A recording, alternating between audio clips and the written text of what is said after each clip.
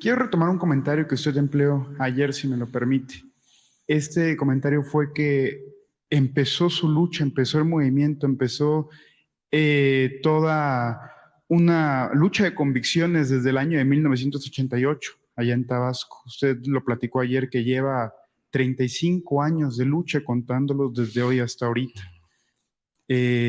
Presidente, preguntarle, ya en esta tercera etapa de su gobierno, tercera etapa concibiéndolo como el inicio, el clímax y ya la consolidación del proyecto, o se podría decir la conclusión de su gobierno, preguntarle, ¿cómo calificaría usted las acciones que se han venido dando de inicio a fin? ¿Cómo calificaría usted estos 18 años que usted buscó la presidencia?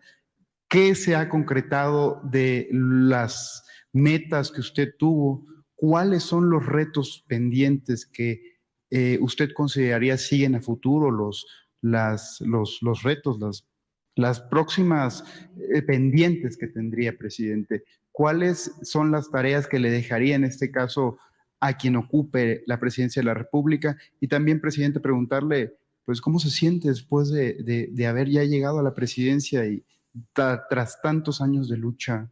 Ayer, si me lo permite, platicaba con compañeros de la fuente presidencial, con uno que otro decano del periodismo, ya en la tarde, y me decían que no va a haber un fenómeno igual como lo es este movimiento de transformación, y más que nada su persona, si me lo permite. Como en los mítines del 2018 llegaba gente, llegaba gente, llegaba gente. Pues bueno, nosotros que hemos tenido el privilegio de acompañarlo en sus giras, presidente, ellos me platicaban, es que en la comunidad o la gente era la que nos llevaba en las camionetas para poder alcanzar al presidente de la República, al entonces candidato. Entonces, presidente, preguntarle muy puntualmente, ¿cuáles son estos retos pendientes? ¿Cuáles son las metas que ha tenido su gobierno hoy en día? ¿Y cómo se siente al respecto, presidente? Gracias. Bueno, voy a escribir, no todo, pero sí, una parte. El libro no es autobiográfico, el que estoy escribiendo ya, el último libro, los apuntes finales, tiene que ver más con la experiencia política, con el propósito de que ayude, que contribuya en la formación de jóvenes que quieran dedicarse al noble oficio de la política, ¿no? Porque sí hay lecciones en todo un proceso como el que hemos vivido nosotros. Intervienen muchos factores, circunstancias. Cuando hablaba de que llegamos aquí es porque muchos lucharon antes en el movimiento estudiantil, en el movimiento obrero, el movimiento campesino, en el movimiento por la democracia, impulsores de este movimiento. Entonces a nosotros nos toca darle continuidad a ese proceso de lucha. Entonces es una circunstancia especial. También, pues, ayuda mucho la suerte.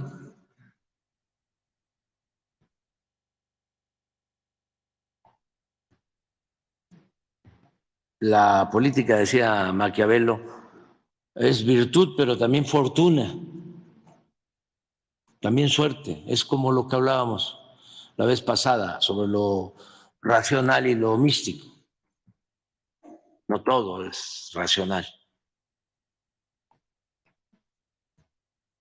No solo de pan vive el hombre. Y por eso hablaba también del bienestar material y del bienestar del alma. Pero la suerte es importante. Yo cuento ahí de cómo tuve suerte.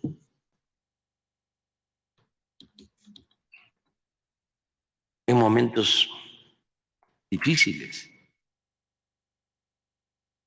Y yo creo que la lección principal se sintetiza en algunas frases. una y las dos tienen que ver con oaxaqueños. Una de el gran presidente Benito Juárez, de que con el pueblo todo, sin el pueblo nada. Una lección es: no se les vaya a ocurrir despreciar al pueblo. Para los jóvenes, no vayan a estar pensando como los políticos corruptos de que el pueblo no existe y que la política es asunto de los políticos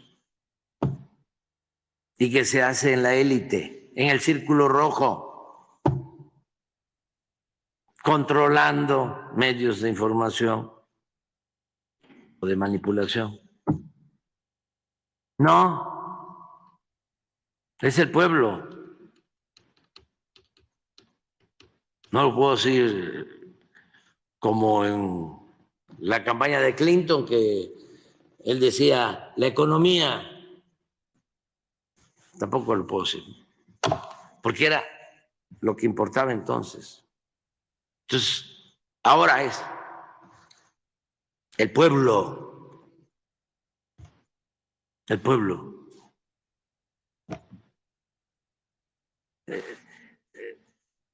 Por todo, porque gobernar es servir, porque gobernar es amor al prójimo, porque gobernar es humanismo,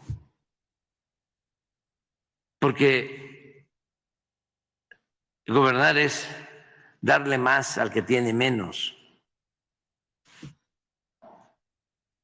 Pero también para transformar se necesita del respaldo del pueblo. Y la gente apoya, pero si ve que el gobierno es de ellos, es su gobierno, si no, por muy bueno que sea el gobernante, del caso, por ejemplo, del apóstol de la democracia, un hombre bueno, Madero, pensó que solo bastaba la libertad y tenía la posibilidad, no pudo o no quiso hacer la alianza con las bases, con los zapatistas, lo cual le hubiese permitido enfrentar a la reacción del antiguo régimen. No que no se da esa alianza y se queda en el aire. Y cuando lo traicionan, que lo traicionaron los oligarcas y desde luego los ejecutores fueron los militares más sanguinarios de entonces, que se habían formado reprimiendo a comunidades indígenas, exterminando a yaquis, a mayos, a mayas, porque Huerta había estado reprimiendo a campesinos en Guerrero, obtuvo su grado de militar reprimiendo a los mayas en lo que ahora es Quintana Roo. En Akumal reprimió todo el pueblo, hubo asesinatos, quemó el pueblo y después de eso Porfirio Díaz lo ascendió a general. Bueno, cuando se da la traición, que lo detienen aquí, que ya habían asesinado o ese día, a su hermano de manera cruel, que eso, por ejemplo, nada más les recomendaría a los jóvenes que lo leyeran una vez, porque es de los actos más abominables de traición que se han cometido en la historia de México, el asesinato a Gustavo Madero. Cuando lo detienen, él sale al balcón y me están traicionando, pero la gente ya no lo apoyó. Y habían maderistas, ¿no?, en el centro, en las esquinas. No podemos permitir esta traición, arengando. Y la gente seguía su camino. Después de que, cuando llegó triunfante, como cuando regresó Juárez, fueron grandes manifestaciones, dos grandes manifestaciones, el regreso triunfante de Juárez y el regreso triunfante de Madero en 1911. Todo cambió ya para el 13. Entonces, una lección es no dejar de atender al pueblo. Y lo otro tiene también que ver con un oaxaqueño, que su papá fue juarista, Ricardo Flores Magón, que decía, solo el pueblo puede salvar al pueblo.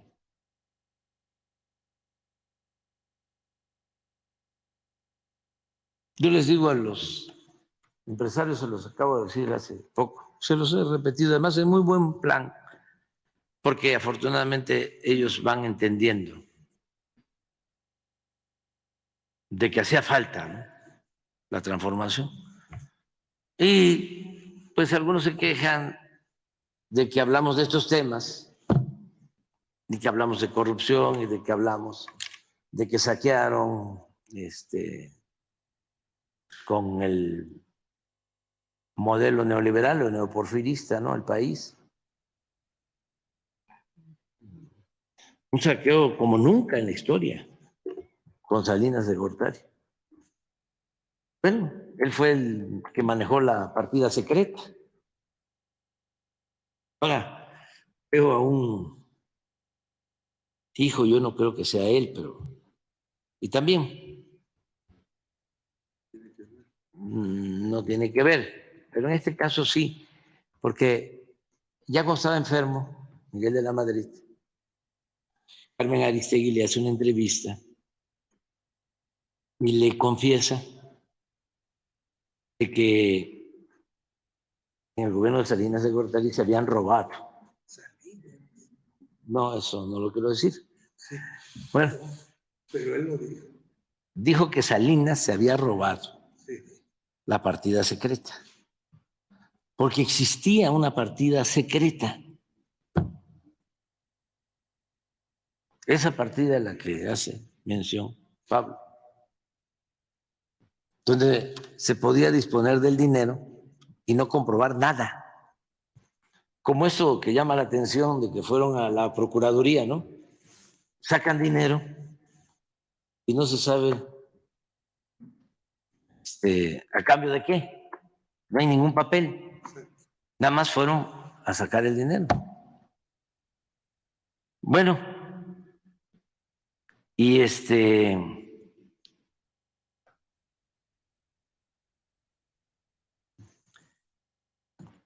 y se arma un escándalo por esa declaración.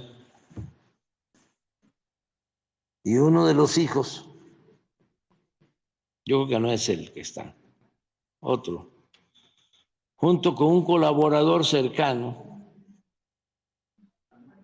de Miguel de la Madrid, que había desempeñado el cargo de secretario particular y luego fue secretario de Comunicaciones de Gamboa, van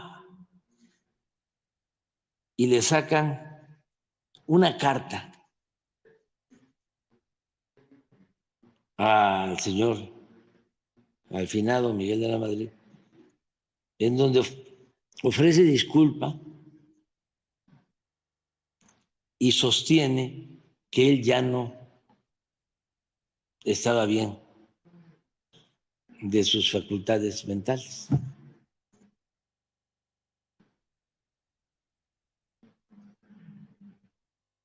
Entonces, pues todo eso era este régimen. Entonces, hablando, pues, con empresarios, banqueros, con todos, yo les digo que ya están entendiendo más, muchos están de acuerdo, incluso hay quienes, ya les dije a ustedes en una ocasión, me han ofrecido disculpa porque participaron y dieron dinero cuando la guerra sucia. Les digo, bueno, no les gusta cómo hablo, ¿no? Pero a mí me tocó iniciar este proceso. Y también, volviendo al pueblo, sí, no nos apoyamos en el pueblo. Les digo, ¿ustedes nos iban a apoyar? ¿Nos iban a apoyar los medios de información? ¿Nos iban a apoyar los intelectuales orgánicos? No, no. ¿Quién nos está apoyando? Es la mayoría del pueblo. Pero no la cúpula o sus voceros achichincles. No. Pero el pueblo, sí. Y también hablábamos la vez pasada, porque es muy frecuente también, o antes más, el pueblo es malagradecido. No, no, no, no, no, no. Malagradecidos son los de arriba. Y cuidado con los políticos. Esos son de mentirita. Entonces, a lealtad, ¿no? Es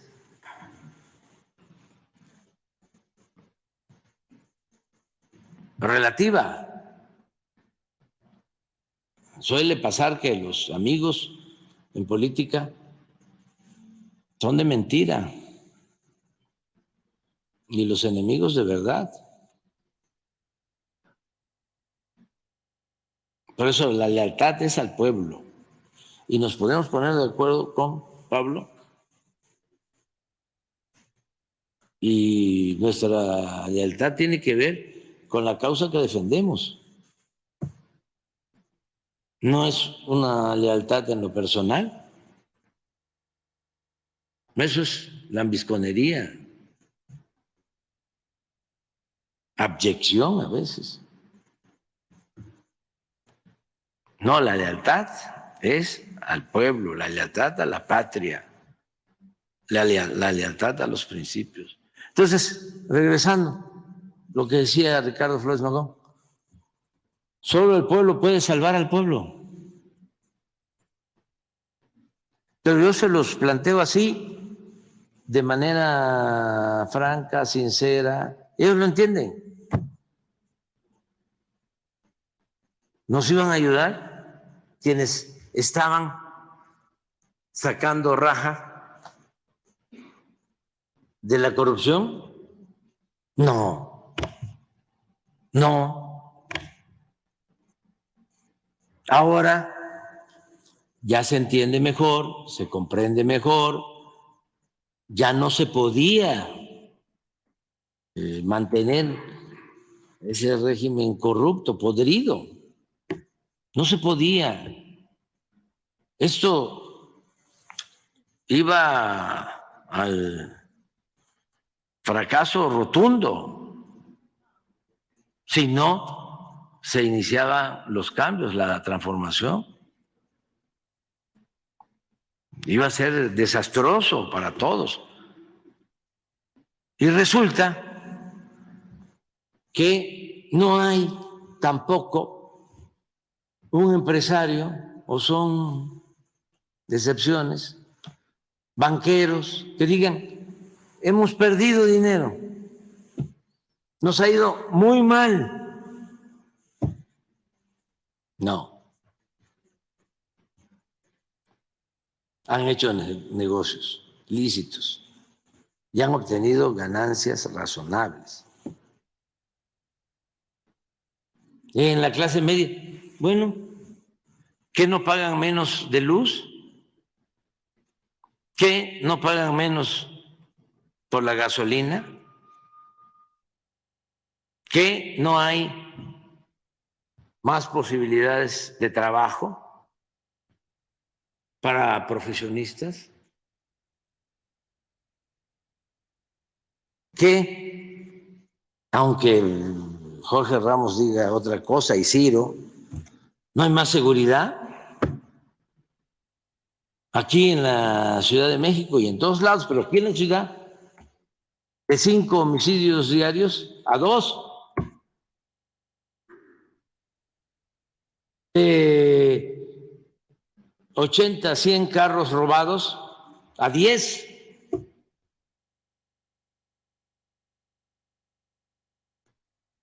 Una disminución nacional en secuestros del 70%.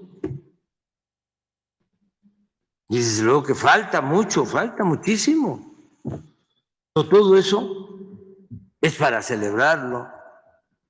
La estabilidad política. ¿Dónde hay conflicto social? Así incontrolable. No. Y a los de menos ingresos, pues les ha ido mejor y les va a seguir yendo mejor, porque no puede haber trato igual entre desiguales. Hay que darle más al que tiene menos. Abajo, abajo, abajo, abajo.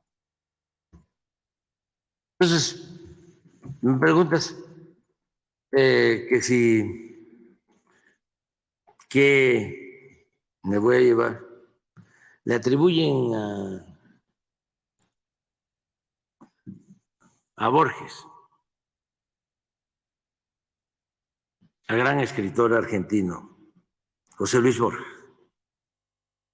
Y parece que lo falsificaron, como aquella carta que le atribuían a Gabriel García Márquez, que no era de él, pero estaba bien escrita. Igual le atribuyen de que en una entrevista le preguntaron, maestro, usted, que ha sido brillante, gran literato, cuentista, intelectual de primer orden, que por cierto no le dieron el premio Nobel.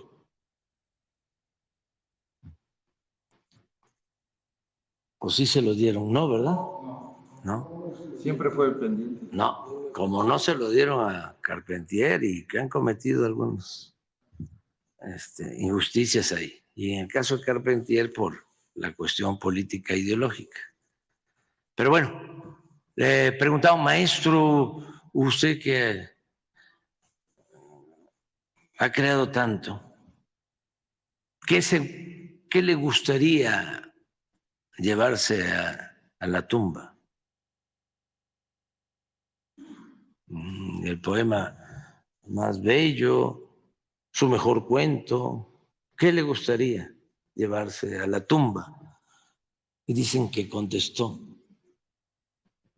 los pequeños momentos en que viví con arrojo.